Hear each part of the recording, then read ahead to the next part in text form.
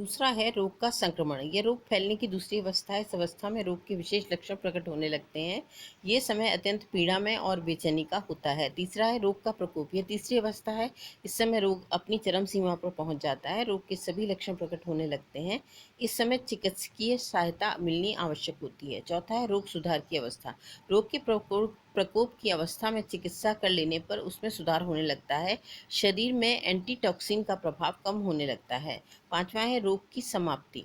रोग में सुधार होते होते रोग के लक्षण पूर्ण रूपेण समाप्त हो जाते हैं। रोगी बहुत अधिक कमजोर व चिड़चिड़ा हो जाता है।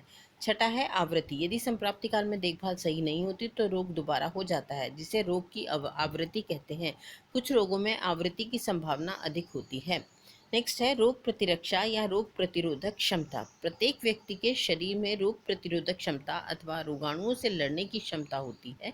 इस प्रकार रोग से लड़ने की जो क्षमता हमारे शरीर में होती है उसे ही रोग प्रतिरोधक क्षमता या रोग प्रतिरक्षा या रोग प्रतिबंधक क्षमता कहते हैं। भिन्न भिन्न व्यक्ति शरीर में भिन्न भिन्न समय पर यह क्षमता भिन्न भिन्न होती है। एक ही बीमारी के कुछ लोग कम प्रभावित होते हैं, कुछ ज्यादा। ये तीन प्रकार की होती है। पहली प्राकृतिक। प्राकृतिक की ओर से रोगों से बचाव हेतु मानव के शरीर में व्यवस्था की गई है, जिसे प्राकृतिक रोग क्षमता कहते हैं। ये रोग क्षमता जन्मजात होती है, किंतु वातावरण, भोजन इत्यादि से ये प्रभावित होती है। दूसरी है अर्जित। अर्जित रोग क्षमता उसे कहते हैं जब एक बार संक्रमक हो जाता है, इससे कुछ समय तक रोग नहीं होता। ये रोग क्षमता विभिन्न रोगों की भिन्न भिन्न प्रकार की होती है। तीसरा है कृत्रिम। जब कृत्रिम साधनों द्वारा मानव शरीर में रोग क्षमता उत्पन्न कर दी जाती है तो इसे कृत्रिम रोग क्षमता कहते हैं। इसके लिए विभिन्न रोगों के अलग अलग टीके लगवाए जाते हैं। बच्चे के जन्म के समय ही विभिन्न टीके लगवाए जाते हैं।